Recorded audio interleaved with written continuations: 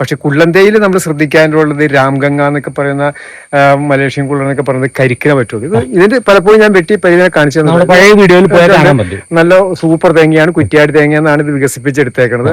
ഇത് നല്ല നമ്മുടെ സാധാരണ തേങ്ങയെക്കായും കൊപ്രയ്ക്കും തൂക്കമുണ്ട്, നല്ല ടേസ്റ്റുമാണ്.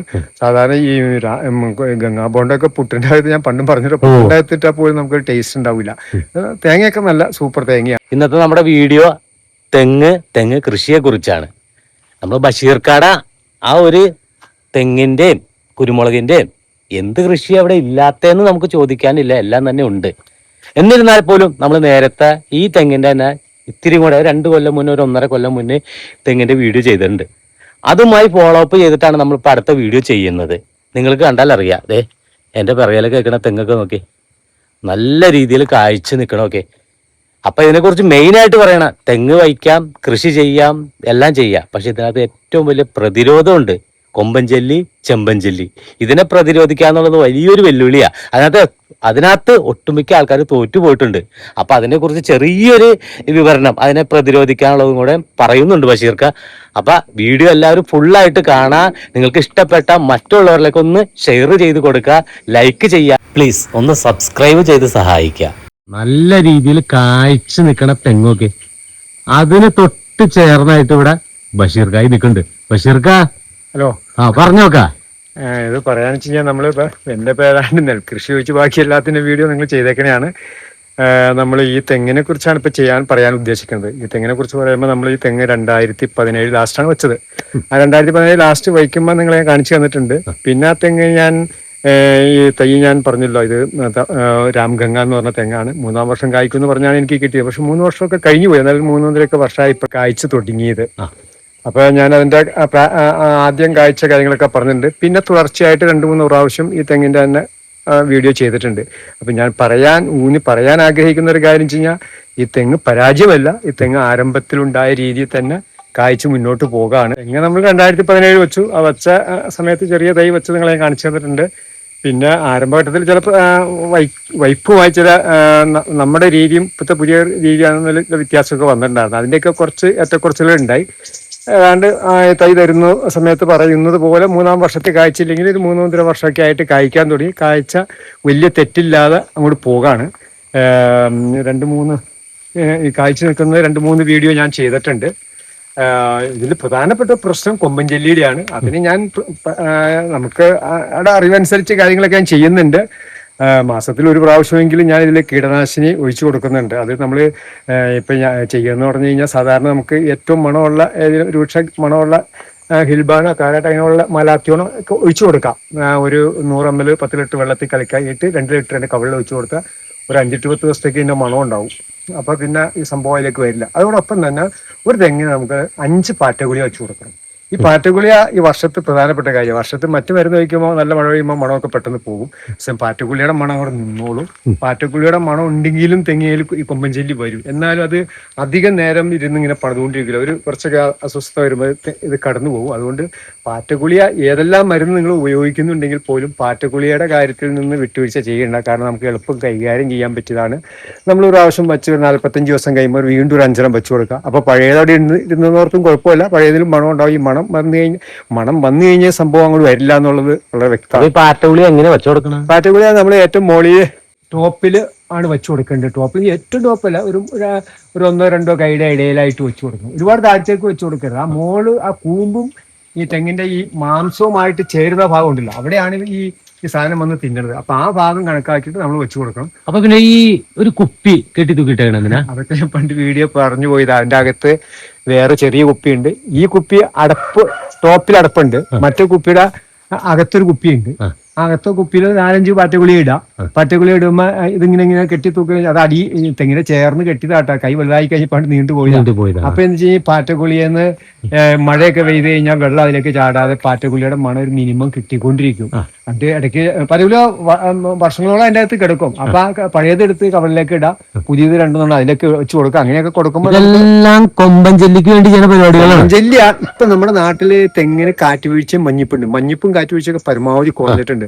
മാഗ്നീഷ്യം സൾഫേറ്റ് ഒക്കെ ഇട്ട് കൊടുത്ത ഒരുമാതിരിയുള്ള മഞ്ഞിപ്പൊക്കെ പോകുന്നുണ്ട്. ഈ ഒരു സംഭവമാണ്. അത് ഇപ്പൊ ഞാൻ പല വീഡിയോയിലും പറയുന്നുണ്ട്. ഒരു 15 അടി പൊക്കത്തിലേക്ക് ചെന്ന് കഴിഞ്ഞാൽ ഇത് കുറയും. അതിന്റെ ഒരു കാരണം വെച്ച് കഴിഞ്ഞാൽ മറ്റാ വലിയ വണ്ടുണ്ടല്ലോ കറുത്തത്, അവൻ വന്നാണ് ഇത് ആദ്യം തുടങ്ങുന്നത്. അത് തുളച്ച് കഴിഞ്ഞ് കുറച്ച് നേരം കടിച്ച് തിന്നിട്ട് കുറച്ച് ദിവസം കഴിയുമ്പോൾ ചിലപ്പോൾ അതിന് കടന്നു പോകുമ്പോൾ ഈ ചെറിയ ചെമ്പഞ്ചല്ലി ഉണ്ടല്ലോ, ആ ചെമ്പൻ പോലുള്ള കളറുള്ളതും കറുത്ത അതേ രൂപത്തിൽ വലിപ്പത്തിലുള്ള അത് അതിൻ്റെ അകത്ത് കയറി അവനെയാണ് കുഴപ്പം. അത് നമ്മൾ ഈ അകത്തേക്ക് ഇപ്പൊ തെങ്ങിന്റെ കൂമ്പും വിട്ട് ഇങ്ങനെ ഇച്ചിരി ഇറങ്ങി പോയിട്ട് നമ്മൾ മരുന്ന് വെച്ചാൽ മരുന്ന് ഇതിലേക്ക് അങ്ങോട്ട് ചെല്ലൂല. അങ്ങനെ ഒരു ഘട്ടമൊക്കെ വന്നു കഴിഞ്ഞാൽ നമ്മുടെ മരുന്ന് പ്രയോജനം ചെയ്യില്ല. അപ്പൊ ആ ഘട്ടത്തിലേക്ക് എത്താൻ കുറച്ച് സമയം എടുക്കും.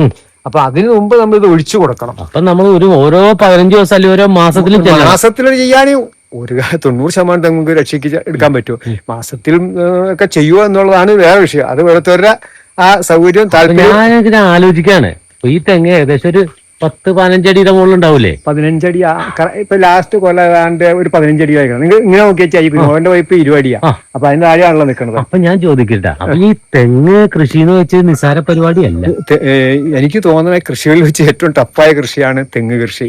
കാരണം ഈ തെങ്ങ് നിങ്ങൾ നോക്കിയേ, ഇതിപ്പോ ഒരു 15 കഴിഞ്ഞു, 18 അടിയൊക്കെ ആയില്ല.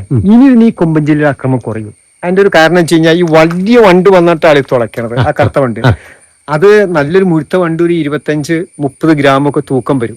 അപ്പൊ അതിനൊരു പരിധി വരും പറക്കാൻ പറ്റൂല. അപ്പൊ അത് നമ്മുടെയൊക്കെ ഒരു 10 അടി 8 അടിയുടെ പൊക്കത്തിലാണ് പറക്കണേ. ആ പൊക്കത്തിലാണ് ഇതൊക്കെ പോയി ഇരിക്കുന്നത്. അതും വിട്ടുവരണം പറക്കൂല എന്ന് ഞാൻ പറയുന്നില്ല. അപ്പൊ അതാ പറഞ്ഞ വലിയ തെങ്ങുകൾക്ക് കൊമ്പഞ്ചേരി അക്രമം കാണില്ല. അപ്പൊ ഒരു 5 കൊല്ലത്തേക്ക് ഇതിന്റെ പുറകെ മാറാൻ പറ്റൂല. ഒരു 5-6 കൊല്ലത്തേക്ക് നന്നായിട്ട് നോക്കിക്കഴിഞ്ഞാൽ വലിയ കുഴപ്പമില്ലാണ്ട് നമുക്ക് മുന്നോട്ട് കൊണ്ടുപോകാൻ പറ്റും. പറഞ്ഞത് ഇപ്പൊ ഇതിന്റെയൊക്കെ മുകളിൽ കയറിയിട്ട് പാറ്റഗുളിയും മറ്റുള്ള സംഭവങ്ങൾ ഇട്ട് തുടങ്ങി ഈ കോണി വെച്ച് കയറണ്ടേ? ആ കോണി വെച്ച് കയറുന്നത് ഇത് നമ്മുടെ പരിപാടി ഇതാണല്ലോ. അത് ആ ചെയ്യുന്നതിന് ബുദ്ധിമുട്ടൊന്നും എന്താ കോണി വെച്ച് കയറുന്നതിന് കുഴപ്പം? ഒരു കോണി അങ്ങോട്ട് ചാരി വെച്ചിട്ട് അങ്ങോട്ട് പടപെടാ. ഞാൻ പല സ്ഥലത്തും നമ്മൾ പോകുമ്പോൾ കണ്ടിട്ടുണ്ട്, ആൾക്കാർ ഒരുപാട് പൈസ ഫണ്ട് മുടക്കിയിട്ട് ഒരുപാട് തെങ്ങ് വെച്ചിട്ട് ആദ്യം തെങ്ങൊക്കെ നല്ല ഇത് കാഴ്ച വന്നിട്ട് ഒറ്റയടിക്ക് പിന്നെ തെങ്ങ് നോക്കി അത്യാവശ്യം ഞാൻ ക്ലീൻ ആക്കി ചെയ്യണ്ടേ. ഇപ്പൊ ക്ലീൻ ആക്കിയിട്ട് ഒരു 2 മാസമായുള്ളൂ. ശരിക്കും പറഞ്ഞാൽ 1 കൊല്ലം കഴിയുമ്പോൾ വീണ്ടും ക്ലീൻ ചെയ്യണം. കൊല്ലത്തിൽ 1 പ്രാവശ്യം ക്ലീൻ ചെയ്യണം. അപ്പൊ കുറെയൊക്കെ വൃത്തിയായിട്ട് തെങ്ങിരിക്കണം. അത്തരം കാര്യങ്ങളൊക്കെ നമ്മൾ ചെയ്തു വരുമ്പോൾ നല്ല രീതിയിലുള്ള കാവൽ നമുക്ക് തെങ്ങിൽ കിട്ടും. തെങ്ങ് നല്ല സാധ്യതയുണ്ട്. സാധ്യത വെച്ച് കഴിഞ്ഞാൽ തേങ്ങയ്ക്ക് ഇപ്പൊ അത്യാവശ്യം വലിയ തെറ്റില്ലാത്ത ഒരു വിലയുണ്ട്. അപ്പൊ ഇതൊക്കെ ശരിക്കും പറഞ്ഞാൽ എനിക്ക് മുതലായിട്ടുള്ള തെങ്ങാ. ഇത് നന്നായിട്ട് തേങ്ങ ഉണ്ടായ തെങ്ങ. ഇപ്പൊ ആദ്യത്തെ അത്ര തേങ്ങയില്ല. അതിന് കുറച്ച് പ്രശ്നങ്ങളൊക്കെ ഉണ്ടായി. അപ്പൊ ആ പ്രശ്നമൊക്കെ പരിഹരിച്ചപ്പോ അത്യാവശ്യം എല്ലാ കൊലയിലും എണ്ണമൊക്കെ കൂടിയിട്ടുണ്ട്. ഇപ്പൊ അവിടെ കൊല കെട്ടാറേ കൊലയൊക്കെ സമയത്ത് കെട്ടിപ്പോണ്. പലപ്പോഴും കൊല കെട്ടാതെ ഇടിഞ്ഞു പോണ സംഭവം ഒരുപാടുണ്ട്. അപ്പൊ നമ്മൾ ഈ തെങ്ങിന്റെ തൈ വാങ്ങിച്ചു വയ്ക്കുമ്പോ ഏത് തൈ നമ്മൾ തെങ്ങിന്റെ തൈ ഇപ്പൊ ഈ തൈ എന്നെ മേടിച്ചു വയ്ക്കുന്നുള്ള അഭിപ്രായം എനിക്കില്ല. എല്ലാ തൈയും മേടിച്ചു വയ്ക്കുക. പക്ഷെ കുള്ളൻ തൈയിൽ നമ്മൾ ശ്രദ്ധിക്കാനുള്ളത് രാംഗംഗ എന്നൊക്കെ പറയുന്ന മലേഷ്യൻ കുള്ളൻ എന്നൊക്കെ പറയുന്നത് കരിക്കിനെ പറ്റുള്ളൂ. ഇതിന്റെ പലപ്പോഴും ഞാൻ വെട്ടി പരിധിനെ കാണിച്ചു തന്നെ പഴയ വീഡിയോയിൽ നല്ല സൂപ്പർ തേങ്ങയാണ്. കുറ്റിയാടി തേങ്ങ എന്നാണ് ഇത് വികസിപ്പിച്ചെടുത്തേക്കുന്നത്. ഇത് നല്ല നമ്മുടെ സാധാരണ തേങ്ങയെക്കായും കൊപ്രയ്ക്കും തൂക്കമുണ്ട്. നല്ല ടേസ്റ്റുമാണ്. സാധാരണ ഈ ഗംഗാ ബോണ്ടൊക്കെ പുട്ടിന്റെ അകത്ത് ഞാൻ പണ്ടും പറഞ്ഞിട്ട് പുട്ടിന്റെ അകത്തിട്ടാ പോലും നമുക്ക് ടേസ്റ്റ് ഉണ്ടാവില്ല. ഇപ്പൊ കൊമ്പഞ്ചേലിനെ കുറിച്ച് പറഞ്ഞായിരുന്നു, അതിൽ പെട്ട ഒരു സംഭവമാണ് ഇത്. കണ്ട, ഇത് ഞാൻ കൃത്യമായിട്ട് ചെയ്തുകൊണ്ടിരിക്കണതാ. പക്ഷെ ഇതില് പണി കിട്ടിയിട്ട് ഞാനത് ക്ലീൻ ചെയ്ത് വെട്ടി കഴിയുമ്പോൾ നിങ്ങൾ കണ്ട ഇത് നന്നായിട്ട് കായ്ച്ചതാണ്. പക്ഷെ വെട്ടി കഴിയുമ്പോൾ നിങ്ങൾ ശ്രദ്ധിക്കും, ഇങ്ങനെ തള്ളി വരാണെങ്കിൽ ഉറപ്പായി അതിന് കംപ്ലൈന്റ്. ഇനി കംപ്ലൈന്റ് ഇല്ല, പുതിയ കൂമ്പ് വന്നുകൊണ്ടിരിക്കുകയാണ്. പക്ഷെ ആ ഒരു ഘട്ടത്തിൽ നമുക്ക് കണ്ടുപിടിക്കാൻ പറ്റി. അല്ലെങ്കിൽ നമ്മളൊരു തെങ്ങ് പോയി കിട്ടിയാൽ അത് നല്ല രീതിയിൽ കായ്ച്ചു വന്ന നന്നായിട്ട് കായ്ച്ചു വന്നതാണ്. അത് നമ്മൾ രക്ഷപ്പെടുത്തി. കൊമ്പൻചെല്ലി ആക്രമണം ഉണ്ടെങ്കിൽ നമുക്ക് ഇതിനെ തിരിച്ച് നല്ലൊരു തെങ്ങാക്കി മാറ്റാൻ പറ്റുമെന്നൊക്കെ പറയാം. മാറ്റാനും പറ്റും. പക്ഷെ കൊമ്പൻചെല്ലിയുടെ അക്രമത്തിന്റെ ആഴവും വലിപ്പവും അല്ലെങ്കിൽ ആഴം എന്തോരം അങ്ങോട്ട് ബാധിച്ചിട്ടുള്ള നമ്മുടെ ആ മാംസഭാവും കൂമ്പിന്റെ ഇടയിൽ വരുന്ന ആ ഭാഗം ഉണ്ടല്ലോ, അവിടെയാണ് തുളഞ്ഞു കയറിയെങ്കിൽ രക്ഷയില്ല. അതിന്റെ അപ്പുറം ഇപ്പുറം കയറിയൊക്കെയാണ് അതിന് മുമ്പ് നമ്മൾ കണ്ടുപിടിച്ച മരുന്ന് ഒഴിച്ച് കഴിഞ്ഞാൽ നമുക്ക് രക്ഷപ്പെടുത്തിയെടുക്കാം. ഈ വീഡിയോ കാണുന്നവർക്കൊക്കെ എന്തായാലും ഇതിനെ തൈകളെ കുറിച്ച് ഒരു വിളിയും കാര്യങ്ങളും വരും. നമ്മുടെ അടുത്ത് തൈ ഉണ്ടാ? ഞാൻ ആദ്യം ഈ തൈ ഉണ്ടാക്കുന്ന പരിപാടി ഉണ്ടായിരുന്നില്ല. ഇപ്പൊ കുറച്ച് തൈ ഉണ്ടാക്കുന്നുണ്ട്. ആ തൈ പെട്ടെന്ന് തന്നെ തീർന്നു പോകാറുണ്ട്. പക്ഷെ പിന്നെ തേങ്ങയൊക്കെ ആളുകൾക്ക് കൊടുക്കാറുണ്ട്. ഇപ്പൊ ഞാൻ കുറച്ച് തൈ ഉണ്ടാക്കിയിട്ട് ഓൾറെഡി ഇപ്പൊ എന്റെ അടുത്ത് ഒരു 100-500 തൈ അടുത്തുണ്ടെന്ന് എനിക്ക് തോന്നണത്. വലിയ തൈകളുമായിട്ടുള്ള ഞാൻ മുള വെച്ച നല്ല കരുത്തുള്ള തൈകൾ 100-500 നമുക്ക് ഇപ്പൊ കൊടുക്കാനുണ്ടാവും. അതായത് നമ്മൾ ഈ മുള വെച്ച തൈ ആണെങ്കിലും നമുക്കൊരു 3.5 കൊല്ലം കൊണ്ട് ആവോ? 4 കൊല്ലം കൊണ്ട് ഉറപ്പായിട്ടുണ്ടാവും. 4 കൊല്ലം കൊണ്ട് നമുക്ക് സെറ്റ് ആയിരിക്കും. പരിചരണം പിന്നെ അത് അതിന്റെ പ്രധാന ഒരു ഘടകം. ഇപ്പൊ ഞാൻ വന്നപ്പോ 2 കളർ 3 കളർ തേങ്ങ കണ്ടു. ഓ ഇതെല്ലാം ഒറ്റ ഇനം തന്നെയാണ്. എല്ലാം ഒറ്റ തന്നെയാണ്. എന്നാൽ ഈ പച്ചക്ക് ഒരു പ്രത്യേകത ഉണ്ട് കേട്ടോ. അത് നമ്മുടെ നാടൻ തെങ്ങ് ആയാലും പച്ചക്ക് ഒരു പ്രത്യേകതയുണ്ട്. പച്ചത്തെങ്ങക്ക് പ്രതിരോധം കൂടുതൽ വരും എന്നാ പറയുന്നത്. തേങ്ങയുടെ കളർ നോക്കിയിട്ട് ഇനം നമുക്ക് വ്യത്യസ്തനം ഒന്നും പറയാൻ പറ്റില്ല. കളർ പല ഒരു പരിചയം കൊണ്ട് പച്ചക്കളറും നല്ലൊരു പരിധി വരെ പ്രതിരോധം ഉണ്ട്. അതൊന്നും നിങ്ങൾ എല്ലാവരും ഒന്ന് നോട്ട് ചെയ്തോട്ടാ. തേങ്ങ മുളയ്ക്കാൻ വെച്ചിട്ടുണ്ടില്ല. ഇത് മുള വന്നു തുടങ്ങി അല്ലേ?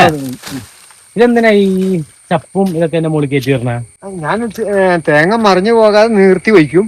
നീർത്തി വെച്ചിട്ട് കുറെ തെങ്ങിന്റെ കൈ ചപ്പ് ചവറൊക്കെ ഇടും. ഇപ്പൊ കണ്ട മിക്ക തെങ്ങി മുളയായിട്ടുണ്ട്. ഇത് പറഞ്ഞ എടുത്ത് കാണിച്ചു.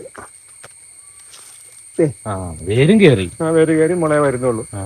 ഈ തെങ്ങിന്റെ ആളുകൾക്ക് ദൂരം അതെ കണ്ട ഈ ദൂരമുള്ളവർക്ക് കൊണ്ടുപോകണതിന് ബുദ്ധിമുട്ടില്ല. ചാക്കിൽ പെറുക്കി കൊണ്ടുപോവുകയും ചെയ്യാം.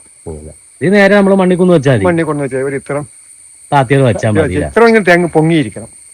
ആൾക്കാർ മുഴുവനും മുഴുവൻ വയ്ക്കരുത്. മുഴുവൻ വെച്ച ഇവിടെ ഈ ചെളിമണ്ണും കറയൊക്കെ വന്നിട്ട് ഇതിന്റെ ഉള്ളില് ചെളിക്കെട്ട് കയറും. അതുകൊണ്ട് എപ്പ തേങ്ങ വയ്ക്കുമ്പോൾ നിങ്ങൾ ഈ വലി ഒന്ന് പകുതിയിൽ നിർത്തണം.